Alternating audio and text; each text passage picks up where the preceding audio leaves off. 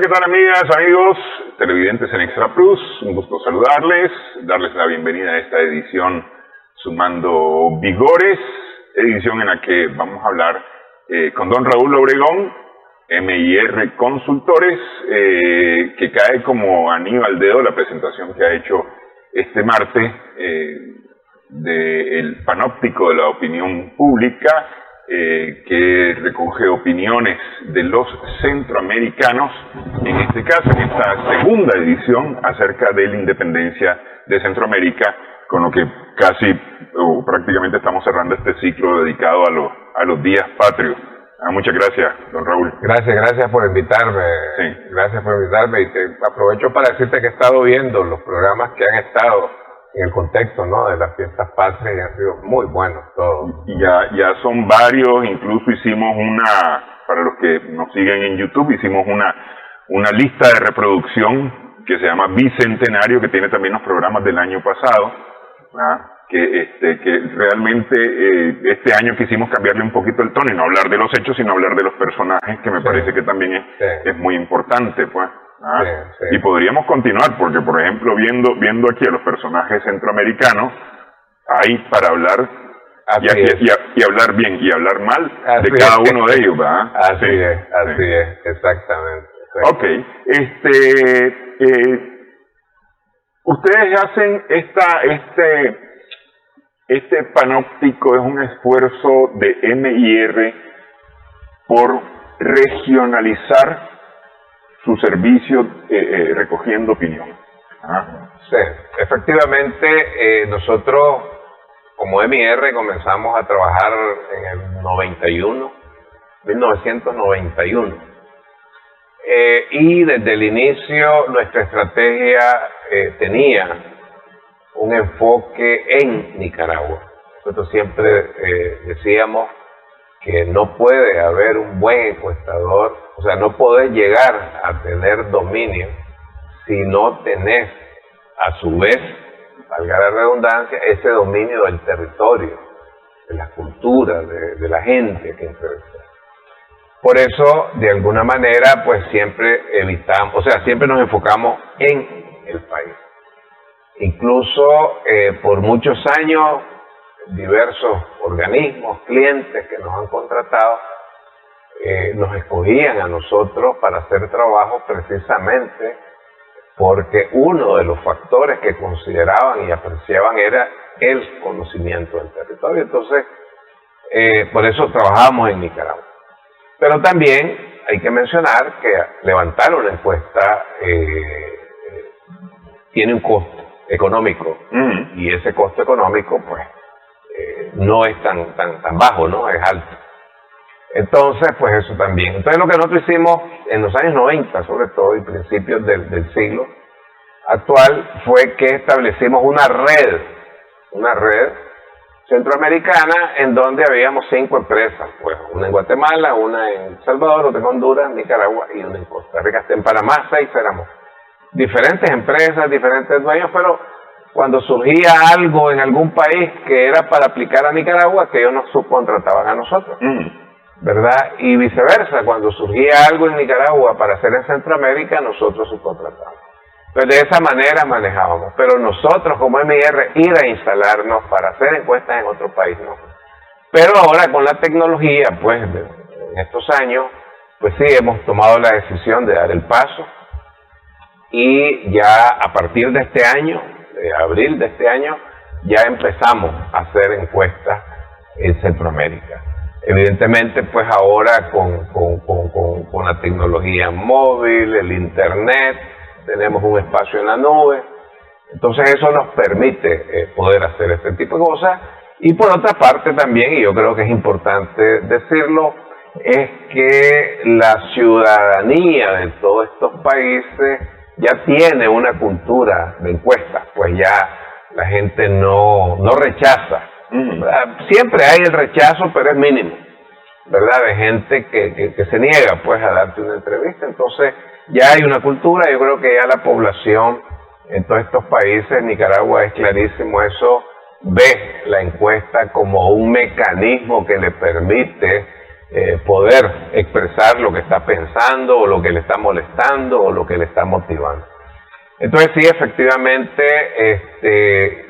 esta es la segunda encuesta que hacemos en Centroamérica, la dedicamos al tema de la independencia por el contexto, y sí, vamos a tener una especie, para ponerlo de esta manera o hacer una analogía, una especie de sismo pequeño, reducido para Centroamérica, donde llevamos básicamente el rumbo que lleva el país, en donde llevamos la calificación al trabajo, en donde llevamos los principales problemas del país, y algunas, o sea, la disposición a emigrar en caso se presente la oportunidad, y algunas que la religión que profesa la gente, los hábitos, las costumbres, entonces esa la vamos a estar haciendo cada 3 meses. Esa la vamos a estar haciendo cada 3 meses, entonces sí, ya creo yo que ya se nos quitó el miedo que teníamos. Ya vieron que se podía. Ya vimos que se puede, gracias a Dios, como te digo, la gente nos está aceptando, la gente nos ha, pues, en estos 5 países nos ha aceptado, y yo creo pues que vamos. Y ahora el plan pues es seguir avanzando, vamos a avanzar hacia otros países. Pensamos, o sea, tenemos en el portafolio poder encuestar México, Colombia, Dominicana, posiblemente Venezuela, y ahí donde podamos. O sea, la tecnología lo permite. La tecnología lo permite. Okay. Todas estas encuestas, es decir, estas que están en este estudio, en este panóptico, son telefónicas. Fueron hechas por teléfono. El panóptico es telefónico, exactamente. Es telefónico porque el panóptico es internacional, digamos, ¿verdad? El panóptico es, o sea, el propósito del panóptico es explorar opinión pública fuera de Nicaragua. O sea, hay temas como este de la independencia que incorporamos Nicaragua, ¿verdad? Entonces, pero efectivamente va en telefónico. Ok. ¿Y plantea alguna diferencia hacer la telefónica, hacer la presencial? Fíjate que las diferencias son mínimas. O sea, nosotros hemos hecho pruebas, hemos hecho una encuesta presencial y la hemos replicado en teléfono, y las diferencias son bajas. O sea, generalmente están dentro del margen de error, las diferencias, generalmente. Porque lo que está pasando es que ya la tecnología de celular está por todos lados. Ya, o sea, si se acabó el mito de que solo era urbano o que solo era en las ciudades principales, no, ahora está por todos lados. Por todos lados. Ok, ¿y hay alguna forma en que ustedes determinan en dónde está la persona, si es rural, si es urbano, cuando ustedes lo llaman? Bueno, efectivamente nosotros estamos tratando, o sea, lo que estamos solicitando a la persona es dónde vive, ¿verdad? O sea, pues, ¿qué localidad? No dirección, localidad. Sí. Y por ahí nosotros sacamos más o menos la proporcionalad de urbano-rural. Yo vivo en Managua y vivo en la ciudad de Managua. Exacto, vivo en la ciudad de Managua, exactamente. Pues como te digo, vamos poquito a poco, paso a paso. Por ejemplo, en Nicaragua nosotros construimos un indicador en todas las encuestas que hacemos que se llama el nivel socioeconómico. El nivel socioeconómico es una variable o es un indicador que nos ayuda a nosotros a entender por dónde anda la persona en ese aspecto, ¿no? Entonces lo construimos como a partir, por ejemplo, de la escolaridad del jefe del hogar o el cabeza de familia, del principal soporte del hogar. Lo construimos a base de la tenencia de algunos bienes en el hogar, automóvil, el año del automóvil, ¿cómo se llama? Aire acondicionado, qué sé yo, pues una serie de cosas. Televisión, si tiene internet en la casa o no tiene, o sea, si tiene router en la casa, modem en la casa. O sea, o si paga, pues, más bien, ¿no? Si paga el alquiler. Antes se preguntaba si tenía luz eléctrica y esa era parte de las medidas. Sí, ahora es difícil en Nicaragua. Exactamente. Y después de eso, pues también incorporamos el tipo de vivienda, ¿no? Que si es una vivienda de piso de cerámica, de no sé qué, de no sé cuánto, cosas así. Entonces, ¿qué pasa? Que en Nicaragua, bueno, ya lo venimos haciendo desde hace años y la gran mayoría de la gente pues no tiene ningún problema en darnos la información. Pienso que de alguna manera tiene que ver el hecho de que ya saben quiénes somos nosotros, pues. Pero fuera de Nicaragua no nos conocen. Entonces, al principio hemos tenido problemas en esos temas. En ese tema, como ¿para qué quieres saber, pues, qué es lo que tengo, qué es lo que no tengo? Sí, no, yo supongo que lugares como Guatemala, en donde por ejemplo, este tipo de preguntas son peligrosas. Sí. Entonces, ahí hemos ido, digamos, sin llegar a tener el modelo de nivel económico que tenemos en Nicaragua para construir, pero hemos ido incorporando preguntas, así vamos, probando. Entonces, no nos hemos tirado de cabeza, pues, ¿me entendés? Entonces, con todo lo que hacemos aquí en Nicaragua. Pero ahí vamos y estamos satisfechos porque sentimos que la cosa va caminando. Hemos hecho pruebas en México ya, hicimos pruebas pequeñas, 10 llamadas, algo así, y pues nos ha costado, pero la gente que nos ha respondido, pues que ha tomado la llamada, nos ha respondido algunas preguntas de prueba que hemos estado haciendo. Entonces, ahí vamos, vamos para adelante. Ok, este estudio se hizo entre 2.012 personas, alrededor de 400 personas en cada país, excepto El Salvador, donde son 410 las personas encuestadas telefónicamente, con un nivel de confianza del 95% y un margen de error de el más menos 2.23%. Bueno, esos son los datos de la ficha técnica. Se realizó entre el 1 de agosto y el 10 de septiembre, un proceso bastante largo porque normalmente se toma 2 semanas hacer el levantamiento de los datos, ¿no? Pero esta vez un poco más largo. Sí, lo que pasa ahí precisamente es que un país con esa muestra de 400 nos está tomando aproximadamente 4 a 5 días. Entonces, son 20 días lo que tenemos en levantamiento. En Nicaragua es lo que hacemos rápido. Insisto, creo que tiene que ver con el hecho que la gente sabe, cuando decís MR, pues la gente ya sabe quiénes somos, pues sabe que existimos, que no somos fantasmas o que no andamos buscando dañar a nadie. Entonces, pero sí, pues nos toma 5 días. Por eso se nos complica hacer muestras más grandes. La muestra de lo que nosotros le llamamos el panóptico centroamericano, de lo que es la radiografía, pues, o el estado de opinión pública centroamericana, ese lo llevamos a 800. Esa es una muestra de 4.000 entrevistas. Ahí lo llevamos a 800, nos toma tiempo. Pero efectivamente, pues, la cosa está funcionando, está resultando. Pues, pero sí, en Nicaragua, una encuesta presencial, por ejemplo, el sismo, que es de 1.600 entrevistas, nosotros la levantamos en 7, 8 días. Sí. Es urbana, es rural, etcétera. Pero claro, desplegamos 5 o 6 equipos en todo el país y eso nos permite trabajar ir avanzando rápidamente. Y efectivamente ahora, por ejemplo, el Caribe Norte, que era una de las cosas, era una de las zonas, regiones que más nos atrasaba a nosotros, había que irse en avión, ahora ya no, pues ahora nos vamos por tierra, y entonces aprovechamos de una vez para, pues si sale una muestra a levantar en Río Blanco, en Mulucucú, en Matiguá o en Muy, pues ahí va en el camino, pues. Entonces ya llegamos hasta Rosita por tierra.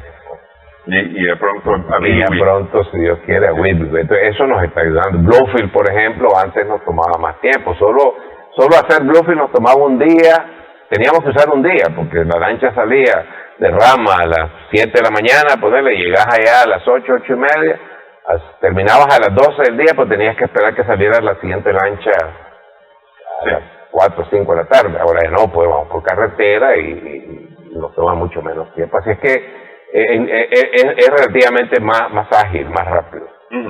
Por teléfono, no pues. Pero evidentemente lo que hemos hecho ya lo estamos haciendo, es que tenemos 2 turnos de trabajo en teléfono. O sea, estamos abriendo a las 8 de la mañana y cerrando a las 8 de la noche. Tenemos 2 turnos. Y pues estamos trabajando con 9 puestos de trabajo y posiblemente pues vamos a ampliar eso. Pues porque el panóptico va, o sea, sentimos que ya el panóptico va caminando y aspiramos a tener la posibilidad de tener solicitudes de servicios, demandas de servicios a nivel de la región, porque estamos en capacidad de hacer estudios de mercado, el otro, en los países, ¿no? Va a ser interesante el sismo panóptico, el sistema de monitoreo de opinión pública panóptico, porque hasta ahora nosotros respondemos aquí desde Nicaragua nuestra la percepción que tenemos acerca de los países centroamericanos, y decimos que El Salvador es el país menos seguro de la región centroamericana, porque eso es lo que sentimos nosotros. Ahora que le preguntemos a los salvadoreños cómo sienten ellos la seguridad de su país, veremos posiblemente alguna sorpresa. Exactamente. Pues sí, yo creo que sí, lo vamos a confirmar ahora. Ya hemos estado viéndolo o haciendo exploraciones en donde efectivamente los principales problemas, por ejemplo, de Costa Rica, del costarricense que hemos estado entrevistando, es económico, es empleo. Sí. Sin embargo, la percepción que hay desde aquí es que ahí el empleo abunda, que ahí la economía está súper, sí, y por eso mucha gente o hay gente que se va para allá. Pero el tico, el costarricense como tal, nos está diciendo eso. En el caso de Guatemala, por ejemplo, el nicaragüense dice ahí el problema es la seguridad. Ellos dicen que es el económico. Claro. Su principal problema es económico. Sí. Después es la seguridad, pero es la seguridad ciudadana, pero lo primero es lo económico. Entonces sí, efectivamente, ya nos está permitiendo ver la opinión del ciudadano que vive ahí, que es lo que nos pasa a nosotros. Aquí en Nicaragua, pues nosotros hacemos una encuesta en Nicaragua y nos sale que 65% de la población te dice que vive tranquila, que no tiene problemas, pues de seguridad ciudadana, etcétera, etcétera. Pero sale gente que no vive en Nicaragua diciendo otra cosa, claro, totalmente contraria, ¿no? Es obvio. Sí, por eso digo, va a ser una sorpresa interesante conocerla. Cómo se mira cada país. Exactamente, exactamente. Y esa es eso es lo interesante de este método y esta técnica, que es como que le pongas un espejo a la gente, ¿no? Sí. ¿Verdad? Y entonces el gran segmento poblacional diciendo, así nos vemos. Sí. Es interesante. Sí. Por ejemplo, discúlpame, ese tema del orgullo de ser guatemalteco, por ejemplo. O sea, allá en el norte de Estados Unidos, esos te dicen que el guatemalteco, ya sabes, quiere mimetizarse y no ser guatemalteco, pues quiere ser norteamericano, ¿es cierto? 90 y pico % de la gente te dice, yo soy orgulloso de ser. Arranca para allá porque su problema es económico y anda buscando empleo, pues anda buscando cómo resolver eso. Sí. Bueno, sobre esto vamos a hablar acerca del orgullo de ser de los países centroamericanos, acerca de lo que piensan los centroamericanos sobre la independencia, el conocimiento de los personajes relacionados con la historia del país y, muy importante, la integración centroamericana, la opinión de los centroamericanos sobre la integración. Regresamos en breve.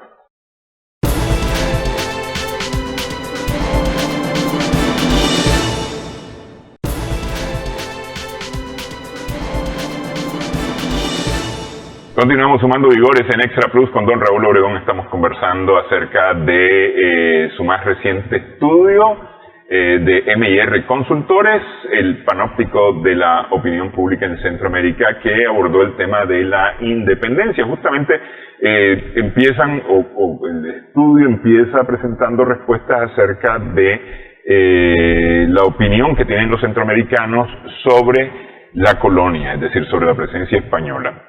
Prácticamente 2 de 3 creen que la colonia tuvo efectos negativos para la población. Sin embargo, es interesante que 1 de cada 3 cree que no, cree que fue al revés. Así es. Eso es algo importante, pero yo veo de que todavía, no sé, en los años 60, finales de los 60, aquí y los 70, cuidado que casi todos los 70 en Centroamérica se celebraba el 12 de octubre, se celebraba la llegada de los españoles. Sí, el Día de la Raza. El Día de la Raza, la misma independencia era como un gesto me parece, de agradecimiento. Pero todo eso ha venido cambiando, y en Nicaragua con más fuerza, pero en Centroamérica también ha venido cambiando, y eso me parece a mí es lo que contribuye a esta opinión que hay ahora, además y principalmente quizás al hecho de que cada vez se conoce más información o hay más acceso a la información acerca de lo que verdaderamente representó este tema, ¿no? Por ejemplo, pues lo que se ve de diversas fuentes, de historiadores, etcétera, etcétera, de que lo que le llamaban los indígenas eran, ¿cómo se llama? Les ponían un fierro y los mandaban por miles o allá donde necesitaban mano de obra, a Perú, a no sé dónde. Y entonces todo eso, pues, la gente sabe. Está enterada de esas cosas. Sí, es decir, se habla realmente del genocidio cometido. Exactamente. Es decir, porque reducir una población al 10% e incluso desaparecerla, si no se llama genocidio, pues no sé qué otro nombre tendrá. A lo mejor ahora Europa, que tiene tantas formas de decir, de acuerdo con quien haga o no haga, pues a lo mejor tiene otra palabra para eso. Pues. Exactamente, entonces existen las dos visiones. Hay quienes dicen que la llegada de los españoles, la conquista por parte de los españoles fue beneficiosa, etcétera, etcétera, para la región y para los originarios, y por el contrario hay otros que dicen que fue que no fue de ningún beneficio, que más bien fueron muchas atrocidades y ¿cómo se llama? Y eso pues que llevaron casi al exterminio de los originarios. Entonces la mayoría se apunta a la segunda porque hay esa información. ¿verdad? Lo que me llama la atención y en la siguiente pregunta ocurre más o menos lo mismo. Guatemala es el país en donde hay menos opinión desfavorable acerca de estos temas. Por ejemplo, es decir, más del 50% de los guatemaltecos, cerca del 40% de los guatemaltecos cree que hubo beneficio para los indígenas con la colonia, por ejemplo. Y este es el país que más alto marca en este y en los siguientes temas. Exactamente. Que no sé, pues eso tal vez habría que hablar con un sociólogo. Habría que verse con un historiador. Ahora, me parece a mí, pero no tengo ningún sustento sólido y para decirlo, o para afirmarlo categóricamente, es el hecho de que, bueno, Guatemala era la sede de la Capitanía General de Centroamérica. Eso era como la capital, digamos, de Centroamérica. Pues no sé si eso significa que hubo más ascendencia, incidencia, ¿no?, de los españoles ahí, pero sí, efectivamente, todavía es ahí en ese país donde hay más, donde hay menos población. O sea, siempre es mayoritario el que dice lo que vinieron a hacer fueron atrocidades, robos, latrocinios. Pero en comparación a Nicaragua, por ejemplo, que en Guatemala es el 50-51, en Nicaragua anda ya casi por el orden de 8 de cada 10, ¿no? Sí, 54 en Guatemala, 75 en Nicaragua, ¿no? Sí. Entonces, tiene que ver con eso. Ahora, a mí me parece, sin tener mayor conocimiento en este momento de cómo está o cuáles son los planes de estudio que hay, los contenidos en los demás países, pero bueno, aquí en los planes de estudio de Nicaragua pues se enseña en las escuelas este tema, ¿no?, de la nacionalidad y de lo que pasó pues con los españoles desde otra perspectiva. Y además hay gente que ha estudiado y y cómo se llama, y que ha investigado, etcétera, y que tiene su opinión y la expresa y se conoce. Por ejemplo, yo escuchaba aquí en tu programa a un historiador que decía, hablaba, creo que era de don Miguel de la Reinaga, ¿no? Que decía pues que se había, que ya en España anduvo buscando trabajo y le dieron trabajo. Sí, y viene como gobernador. Y viene como gobernador aquí, honorario, pues, sí. Pero es porque él viene de acuerdo a sus intereses, y claro. Se va a México y sé que... Entonces, pues, es una versión, pues. Se ha conocido que Miguel de la Reinaga, pues, ha sido un héroe, un prócer, por ejemplo. Y más adelante lo vamos a ver justamente acerca de los próceres y demás. Exactamente. ¿No? El conocimiento que tienen los centroamericanos sobre los próceres. Exactamente. El otro tema que tiene que ver con esto es si la monarquía española debería de pedir disculpas públicas por lo hecho por los españoles aquí por lo menos, es decir, en lo que respecta a este estudio en Centroamérica. Yo escuché la vez pasada, creo que el año pasado, el año antepasado, escuché al presidente del Partido Popular de España que decía que debíamos... a Pedro Casado, creo que. Casado. Que debíamos de darle gracias más bien a España porque nos culturizó. No sé, me parece que estamos un poquito más avanzados nosotros que ellos, aunque nosotros anduviéramos desnudos, estamos un poquito más avanzados que ellos cultural y científicamente, me parece a mí. Efectivamente, incluso pues han habido voces calificadas o liderazgos latinoamericanos que públicamente han dicho, España tiene que pedir perdón. Y los españoles se han sentido ofendidos, pues, sí, insultados por esas posiciones. Y me parece que desde su perspectiva pareciera que ellos creen que efectivamente vinieron aquí a descubrirnos, al descubrimiento, pues. Sí. Porque a civilizarnos, porque ahorita en la Cumbre de las Américas que se dio en Los Ángeles, creo que fue en julio, por ahí, en el discurso del rey de España, Felipe VI, decía, a los Estados Unidos le decía, déjennos a nosotros, América Latina, pues, nosotros tenemos más empatía, más vínculos con ellos, porque nosotros los descubrimos. Y vos lo oís hoy, 2021, 2022, y oís eso y decís, este hombre cree que está en 1800. Sí, o 1500. En 1500, perdón, sí. Entonces, sí, increíble, pues, entonces, pero efectivamente la población no lo está viendo así. O sea, que sí es una necesidad. Igual pide para la Iglesia Católica. Sí. La Iglesia Católica que acompañó a los... Sí, ¿no? Y ahí llamo yo la atención justamente si debe o no la monarquía o si debe o no la Iglesia pedir disculpas por los daños también causados. Y llamo la atención sobre Guatemala siempre, ¿no?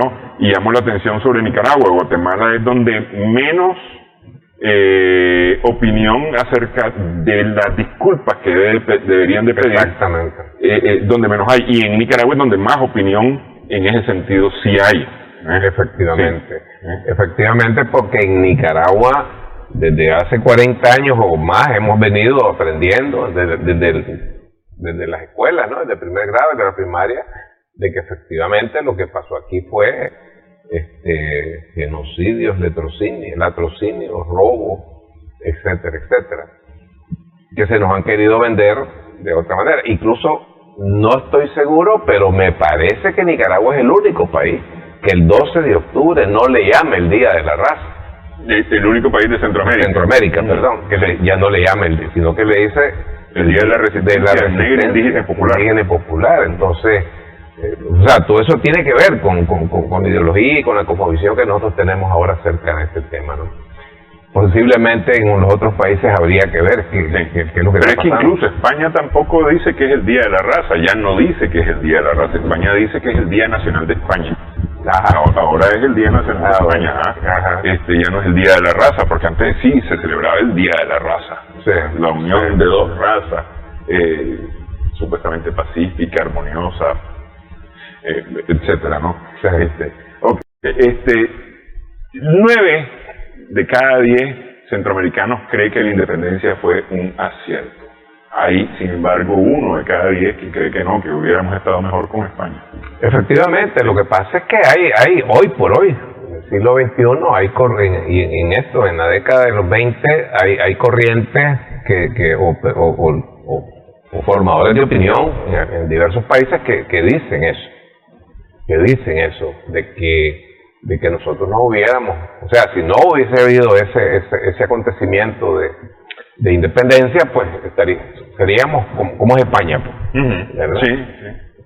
No, pues eso lo dicen ellos, pues, pero la mayoría de la población, 9 de cada 10 dice que no, pues, que no, definitivamente no. España, que hasta hace poco era la cenicienta de Europa. Y cuidado que sigue siendo, ¿no? No sé. No, lo que pasa es que, digamos, hay ahorita otros que están más mal. Okay. Pero hasta hace poco era la cenicienta de Europa, España y Portugal. España y Portugal, sí. Incluso españoles que no se sentían europeos porque eran discriminados, ¿no? Sí. Eran discriminados por los europeos. Entonces, pero definitivamente que, y eso es lo interesante, ¿no? De que la gran mayoría de los centroamericanos, pues lo que están diciendo es que no, o sea, la independencia fue necesaria, y fue un hito, ¿no? Que marcó lo que fue un derrotero para que fuéramos por nuestra propia, nos permitió desarrollarnos de acuerdo a nuestros propios intereses. Sí. Siempre en Guatemala, el país en donde hay menos opinión acerca de sin embargo, pues es decir, el 84% de los guatemaltecos encuestados dice que fue un acierto, pues es un 10.5, lo mismo que en El Salvador, que cree que fue un error. Exactamente. Y ahí se le pega El Salvador. Acerca de centroamericanos y patriotismo, los valores de los centroamericanos y el patriotismo. Amar el país está como uno de los valores más importantes. Más importantes, sí. Amar el país, sus raíces, su tierra. Sí. Sentirse orgulloso de ser centroamericano. Que esa es una cosa interesante, porque yo no sé si realmente nos sentimos orgullosos de ser centroamericanos o no nos sentimos orgullosos de ser del país que somos. Es decir, yo me siento orgulloso de ser nicaragüense. Posiblemente me siento orgulloso de ser centroamericano, pero posiblemente no me siento orgulloso de ser centroamericano, sin embargo sí nicaragüense. Esa es una cosa. Sí, efectivamente, nosotros llevamos los dos niveles.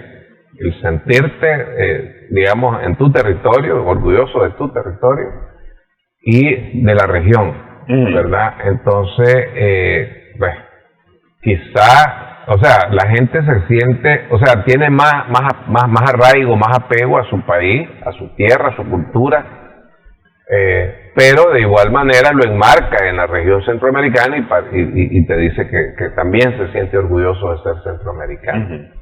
¿Por qué es que esto es importante de cara a lo que vamos a ver más adelante, que es el tema de integración? Porque tiene que ver mucho con este tema de integración. Exactamente. Por ejemplo, Costa Rica, que es parte de Centroamérica, no necesariamente ha promovido el centroamericanos. Es decir, hay momentos en que pareciera que Costa Rica no cree ser parte de, o más bien es como el pariente rico que queda viendo de medio lado a todo el resto de parientes, ¿no? Bueno, efectivamente es así.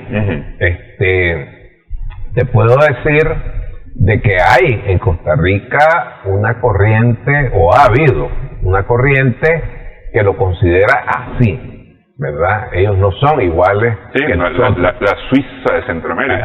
Ese cuento de la Suiza de Centroamérica. Incluso hay un libro que se llama Surcos de Esperanza, que lo escribió Rolando Araya Monge, que fue candidato a la presidencia por el Partido Liberal Nacionalista, PLN, y que fue sobrino de un presidente tico del señor Monge, en los años 80, no olvidé el nombre, y que era un hombre muy cercano a don Pepe Figueres, muy cercano.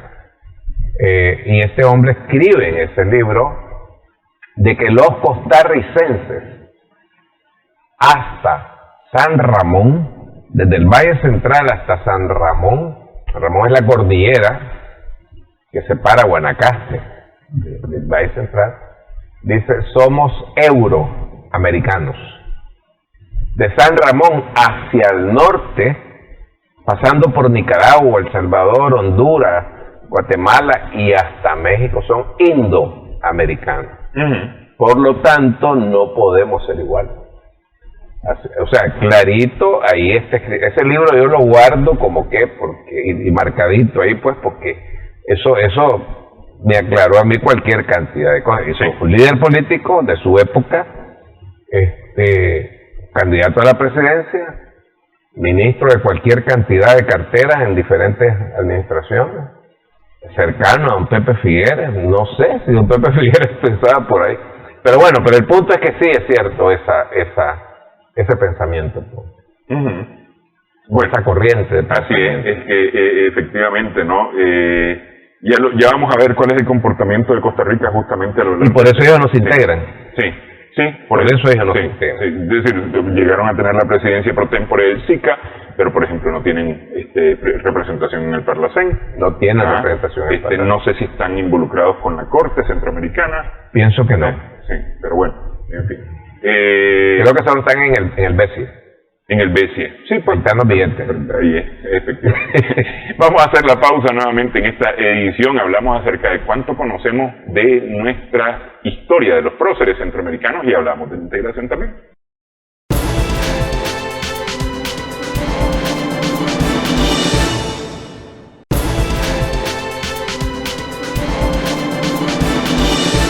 Continuamos sumando vigores en Extra Plus. Este tema de historia, que bueno, que aquí no hemos estado tratando, justamente empezamos este programa hablando sobre eso, acerca de los esfuerzos que estamos haciendo nosotros por poder facilitar el conocimiento de la historia. Pero no en todos lados es de esa forma, pues de repente la historia se vuelve hasta complicada, ¿no? Pero esta es pregunta que ustedes hacen: ¿conocen a los próceres? ¿Conocen a sus próceres, los centroamericanos? Y el lugar en donde menos los conocen es en Guatemala. En Guatemala. Sí. Efectivamente, nosotros, como parte de este trabajo, nos dimos la tarea de buscar en las constituciones de cada país y de confirmar cosas en Internet, en Wikipedia y otras páginas, acerca de quiénes eran los próceres de cada uno de los países centroamericanos. Guatemala, entonces hay como 5 o 6 próceres en cada país. Entonces, efectivamente, Guatemala es el país donde la población entrevistada menos sabe quiénes son sus próceres, casi 50-51% de ellos. Sí, el 51% no conoce, sí. Y el 7% solamente dice los conozco a todos, a los 5 o 6 próceres. Sí, que son estos que estamos viendo, sí. Ajá, y después hay, no sé, un porcentaje 40 y pico que dice, algunos sí, a otros no. Pero lo interesante de eso es que el 51% no conoce a sus próceres. No conoce a sus próceres. Después de eso, en el caso de Costa Rica, le sigue el 46.6% no sabe quiénes son los próceres costarricenses. Sí. Ahí solamente el 12% sabe. Y luego es interesante ver que en Honduras y en Nicaragua es donde más se conocen a todos los próceres. Sí. 95.8 en Nicaragua y 94.3 en Honduras. Sí. Y es significativo que en el caso de Honduras, el prócer más conocido es un originario, que es el cacique Lempira. Y es interesante que en Honduras la moneda hondureña lleva el nombre de ese originario, de ese cacique que me imagino que debe haber luchado contra la colonización, ¿no? Entonces, Honduras y Nicaragua son los que más conocen, y El Salvador está un poquito arriba del 50% que conoce a todos los próceres de su país, ¿no? Sí. Pero significativamente, tanto Guatemala como Costa Rica son los que menos conocen a sus próceres. A sus próceres. Y estos próceres son, porque me he dado la tarea de estar investigando sobre ello. En el caso de Guatemala, El Salvador, Honduras y Costa Rica están relacionados con la independencia en 1821. Exactamente. ¿Verdad? O con movimientos preindependentistas anteriores a 1821, porque creo que en el caso de Costa Rica, Cipriano Pérez muere en 1819, me parece, pero está involucrado en movimientos independentistas en Costa Rica ya en aquella época. Me parece que es él, no estoy muy seguro. Pero sí. Entonces, y todos son relativos a 1821, es decir, a movimientos independentistas relacionados con 1821, que no es el caso de Nicaragua. Es decir, la Constitución nicaragüense sí reconoce a próceres centroamericanos, o a próceres de la independencia, pero tiene sus propios próceres que tienen que ver con la historia de este país. Correcto, exactamente. Sí. Exactamente, ese es el caso de Nicaragua. Y allí está, por ejemplo, Rubén Darío. A Rubén Darío. El más conocido de todos, ¿no? Allí está Andrés Castro, que no es de la independencia, es de la Guerra Nacional. De la Guerra Nacional. Está Sandino, ¿verdad? Que es de la guerra también nacional del siglo antepasado. Sí, es verdad, del siglo pasado. Del siglo antepasado, a ver. Pasado. Sandino del siglo pasado. 1920 y pico. Sí. Está Rigoberto López Pérez como un prócer. Sí, Carlos Fonseca. Pero también, digamos, está Benjamín Celedón, que luchó contra la intervención norteamericana. Pero también está Miguel de la Reinaga, y Emanuel Mongalo. Emanuel Mongalo y Rubio. Sí. ¿Es de la Guerra Nacional? De la Guerra Nacional. De la Guerra Nacional, sí. Entonces, pero la mayoría son próceres que tienen que ver con hitos históricos durante todos estos años de historia republicana de Nicaragua. Y Miguel Larreina, que ya decíamos que fue a buscar a España su título para poder tener algo de que agarrarse aquí, ¿no? Exactamente. Sí. Ahora, interesante que también, bueno, ya eso lo vimos, es decir, y la mayoría de estos próceres, o muchos de estos próceres centroamericanos, eran de una independencia que procuraba un cambio sin que nada más cambiara. Efectivamente. Mantener status quo, básicamente. Efectivamente, porque lo que se ve es que la mayoría lo que buscaba era cómo, o sea, eran lo que he aprendido en los programas aquí tuyos, eran los criollos, ¿no? Sí. O eran españoles o eran criollos. Sí. O eran peninsulares, algo así, o eran criollos. Sí.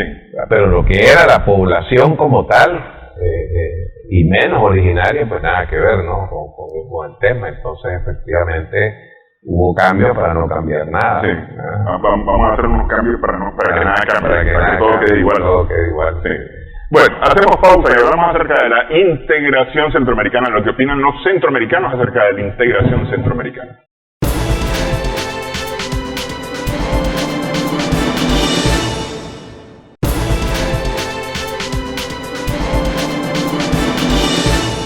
Continuamos sumando vigores. En Extra Plus hablamos acerca de la segunda edición del Panóptico de la Opinión Pública en Centroamérica, estudio realizado por MIR Consultores. Estamos conversando con don Raúl Obregón. Hay de alguna manera un pensamiento tal vez muy pronunciado de Nicaragua antiintervencionista, pero me sorprende Honduras. La respuesta de los hondureños es más con más agrado posiciones como la doctrina Monroe, las declaraciones del presidente Biden diciendo que no es patio trasero, que es patio delantero, ese tipo de cosas caen mejor en Honduras que en el resto de Centroamérica. Sí, efectivamente, pareciera, ¿no? De que, bueno, primero, la América para los americanos hay rechazo, pero es menor en la mayoría de los países, con excepción de Nicaragua. que el tema del patio. El patio trasero tiene más fuerte el rechazo y el patio delantero después del patio trasero. Sí. Sin embargo, pues en Honduras es en donde se ve que hay como, no sé, como más prudencia en el tema o como que hay más influencia, ¿no? de los norteamericanos, porque me parece a mí que de alguna manera tiene que ver con el hecho de que Honduras es el único país en Centroamérica donde sé que tiene presencia norteamericana física. Militar, además. Militar. Sí. La base, ¿no? De Palmerola, ¿no? Sí. De ahí ningún país lo tiene eso.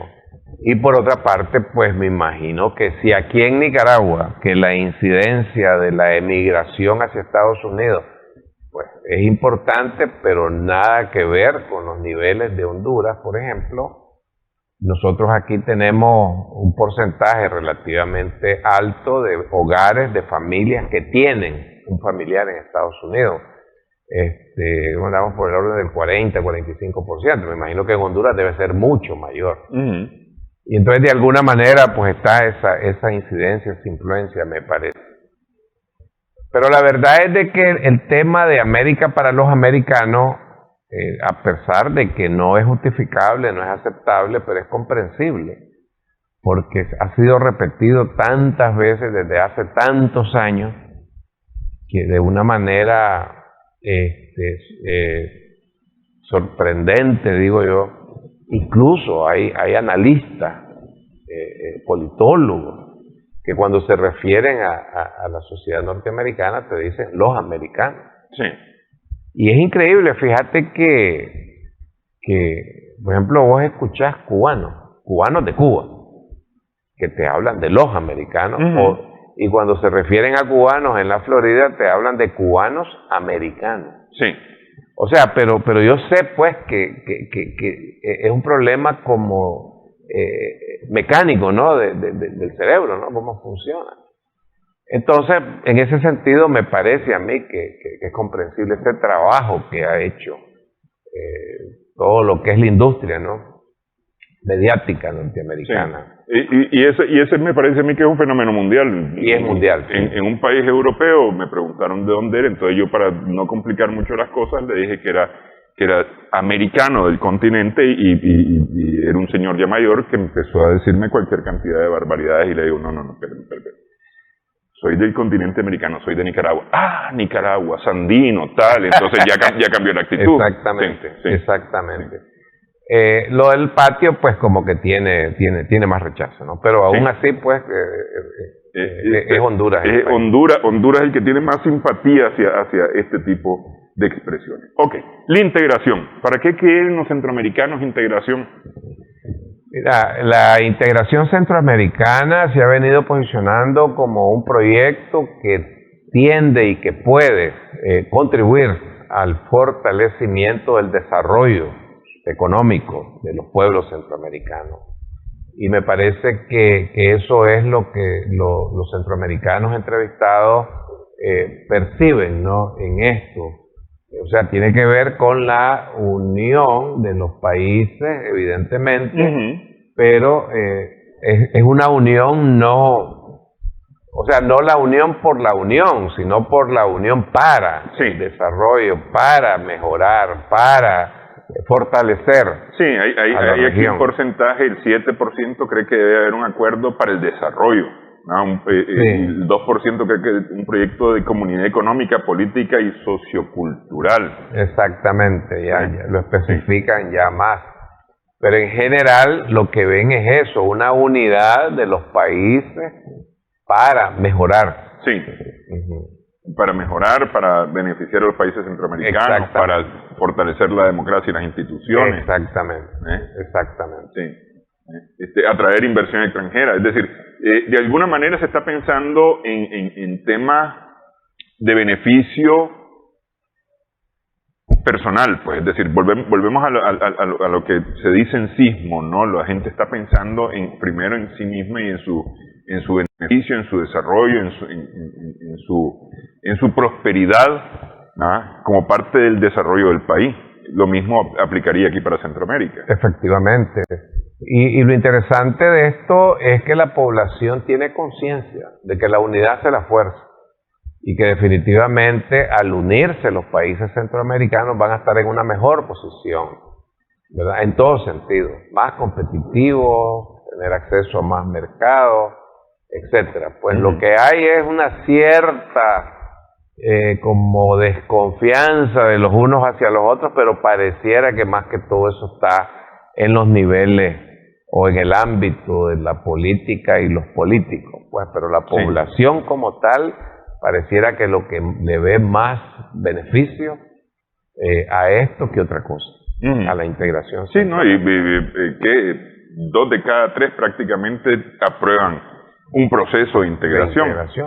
Y fíjate vos que la integración, el proceso de integración comenzó a inicios de la década del 60. O sea que ya tenemos 60 años de estar en ese proceso, pero ha tenido sus retrocesos, sus momentos de motivación para seguir hacia adelante, pero hubo un momento que los países Honduras, Nicaragua, El Salvador, Guatemala, se formó el CA4. El CA4, y yo aproveché eso, me acuerdo, yo fui una vez a El Salvador, otra vez a Honduras, y haciendo uso del CA4, que fue interesantísimo eso. Sí. Costa Rica no entró en el CA4. Sí. Yo me acuerdo que una vez iba para Honduras por tierra, y en la frontera pues iba en un autobús y nos bajamos del autobús en migración, a hacer migración,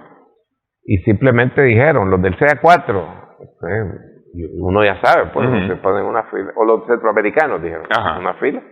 Entonces venían una cantidad de costarricenses que se pusieron en la fila. Entonces ya empezó, a ver, usted de Guatemala pase, El Salvador pase, Nicaragua pase, Costa Rica no, allá aquella fila. Los extranjeros. Sí. Entonces, pero no, y somos costarricenses, no, pues sí, vayan a reclamarle a su presidente que no sea integrado en eso. Entonces, lo que quiero decir es que efectivamente en ese periodo pues había más facilidades. Nosotros, yo pues en lo personal estuve trabajando en El Salvador, iba, venía sin mayores complicaciones, pero de alguna manera pareciera que a raíz de los conflictos, esto, el otro, como que se bajó. Por eso digo, me parece pues que han habido pues más bien algunos liderazgos políticos que han obstaculizado esto. Pero la mayoría de la población centroamericana sí quisiera esta integración. Sí, viéndolo por país, donde más se aprueba el proceso de integración es en Nicaragua, y donde más se desaprueba es en Guatemala y en Costa Rica. Efectivamente. Que bueno, ya hemos tocado estas. Las razones, y aquí hay una muy importante, el libre tránsito entre los países, que es de lo que estamos hablando. Exactamente.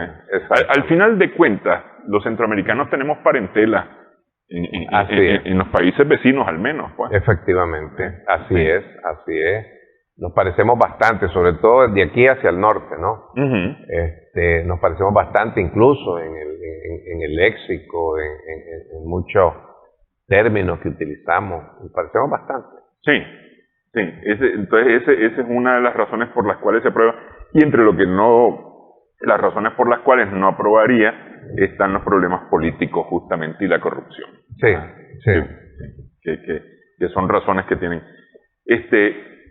Dicen los centroamericanos que somos hermanos y que tenemos las mismas raíces, y ese es como uno de los principales fundamentos por los cuales debería haber integración.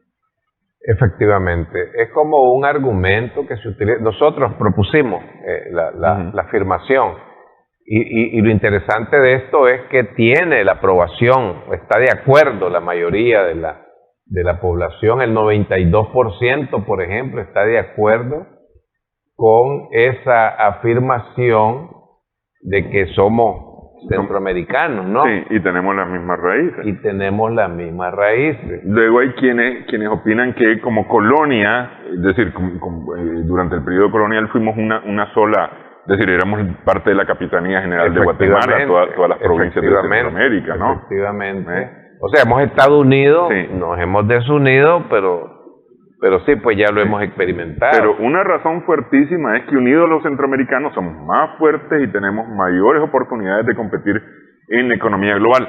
La gente lo entiende, parece que los liderazgos políticos son los que no quieren. Efectivamente. Porque no es que no lo entiendan, es que pues es que no quieren. Y, o sea, la población está viendo que este mundo, aunque no tengas mayores nociones de geopolítica, ni esto ni el otro, es un mundo de bloques, o sea, vos ves, Unión Europea, pues, ¿entendés? Tantos países, 30 países, no sé cuántos países, que el grupo G7, la OSCE de los asiáticos, euroasiáticos, ¿cómo se llama? El Mercosur, etcétera, son bloques, ¿no? De países.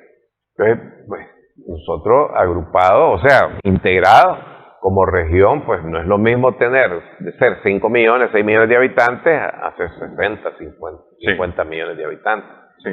Entonces, yo creo que efectivamente la población tiene conciencia de eso.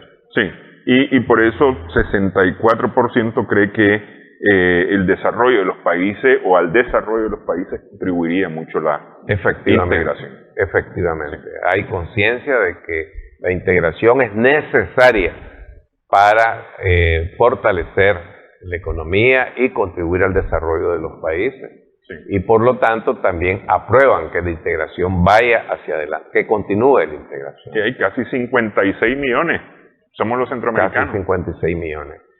Lo que necesitamos es que los liderazgos tengan ese espíritu, ¿no? que tienen la población de los países, ¿no? Que quieren la integración. Tal vez 200 años después de los sueños, porque sí, desde 1821 hubo algunos que pensaron en la Unión Centroamericana, y tenemos luego Morazán, por ejemplo, que era uno de los abanderados, pero hay varios de los mencionados aquí que también eran abanderados de la Unión Centroamericana. Efectivamente, efectivamente. Tal vez 200 años después, 200 y un poquito más para allá, logramos ese sueño. Ojalá, porque yo creo que es necesario. Yo sí creo que es necesario esa integración. Bueno, le agradezco, don Raúl, que hayamos podido platicar sobre este estudio. Gracias, Néstor, por esta oportunidad que nos da. Y quedo pendiente esperando a ver qué opinan los centroamericanos sobre sus realidades, que sería uno de los panópticos futuros. Correcto. Ya va a venir por ahí del 18 de octubre, si Dios quiere. Ok, bueno, gracias. Ok, hermano, muchísimas gracias.